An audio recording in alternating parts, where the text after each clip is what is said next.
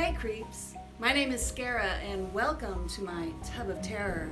Tonight I'll be reviewing the movie Ready or Not, and I'll have to do so rather quick because these bubbles aren't gonna last forever.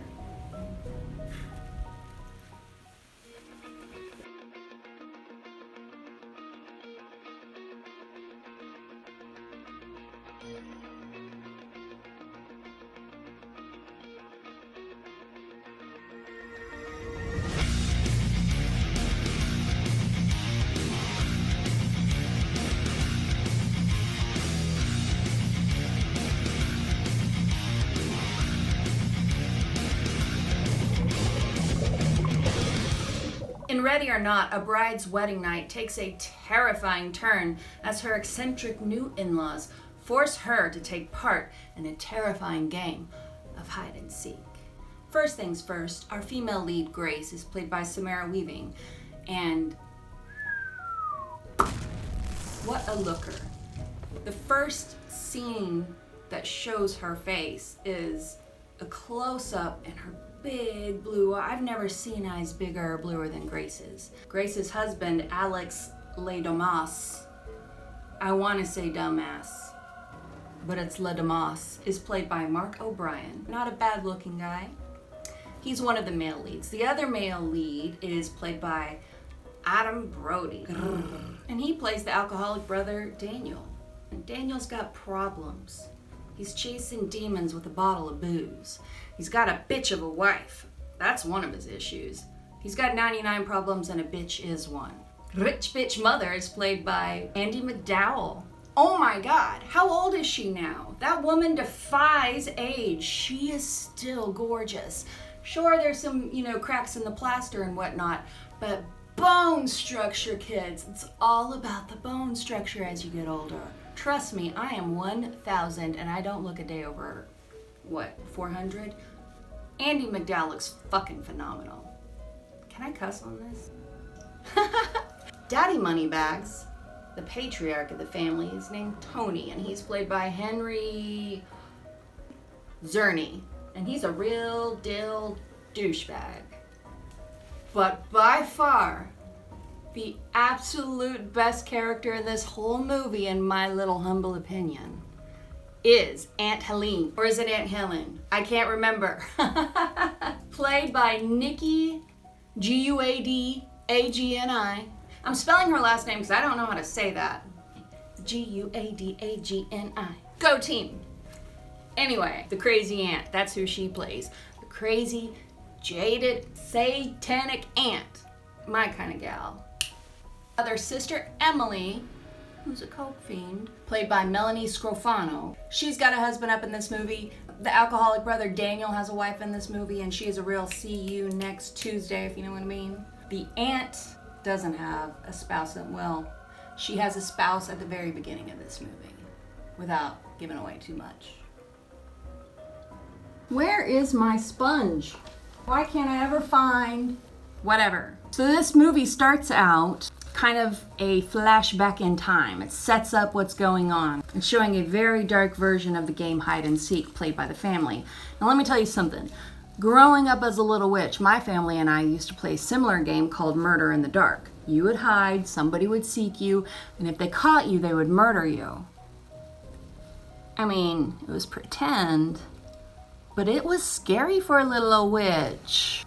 After that scene establishes kind of what's going on here in this movie, we fast forward in time to the nuptials of our bride and groom. The bride is somewhat nervous because, she was an orphan and she's about to marry into this very wealthy family. Like, they make board games, basically.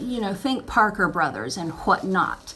And they are just 1% type of people rich.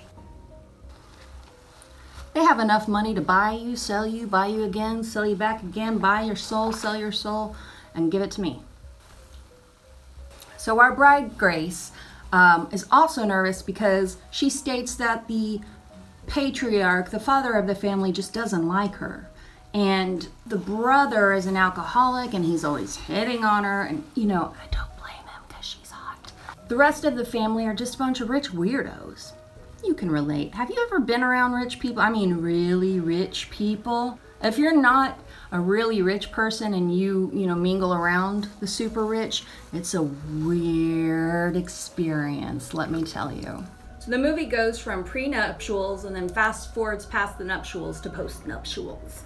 Now Grace is just kind of hanging out in the room after getting married into their family of richies, and her husband comes in to get her, takes her to the game room where the patriarch of the family, the father, he explains the origin of the family's fortune. And it's not just, a straight line Wall Street story, my friends. There's some darkness involved. Did somebody say, Satan? After the origin of the fortune is explained, Grace is instructed to draw a card from a box. She does, and the card says, hide and seek. Oh no, that's not the card you should have drawn, Grace. You better run. Soon, Grace finds out that hide and seek has real consequences. All those rich mofos are hunting her. You know what? There's a lot of movies about rich people hunting people. Like they get tired of big game hunting, so they hunt people. It makes me wonder if there's any, validity to it. Is there any truth? Does this happen in real life? I'm talking about Hostel. Okay, I'm talking about that one movie with Ice-T in it. Remember that one when he was being hunted? Okay, I'm talking about those films. But this movie, it's different why they are hunting. It's not really hunting. They are playing a game. They sell games. They sold their soul. Or did they? You're not really sure if they sold their soul or not until later on in the movie. Did they? Didn't they? Did they? Didn't they? I'm not going to ruin it for you. I'll tell you what, though. The Red Band trailer does give away a large portion of the movie. You see about half the movie if you watch that Red Band trailer. However, I was still surprised. There were still some surprises and some laughs in there for me. This movie reminded me a lot of You're Next. I think that was, 2013? If I'm wrong, I'll list it below. But it reminded me a lot of that. Very high suspense mixed with beautiful, rich, saturated imagery, and rich people, and laughs, and horror, and a strong female lead. Oh, do you see what's happening? This demonic candle holder was trying to eat my hair again. God. Anyway, whoever was in charge of set design for this movie, I would love for them to come and design this bathtub. Maybe get rid of this thing. If you want to send items to Scarah's Tub of Terror to be displayed for all to see, drop me a little message. We'll work something out. The movie is rather short. I believe it's only 95 minutes. It's rated R. You're going to see more nudity right here, right now during this Tub of Terror review than you will in the actual movie, Ready or Not. You might see Grace's ankle at one point and, you see my whole foot. You're welcome. As you can see, I'm out of bubbles, so I really must go.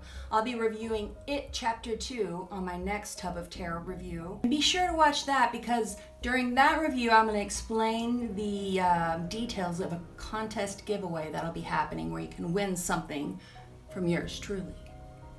So until then, I'm Scarah, and I'll see you in your screams.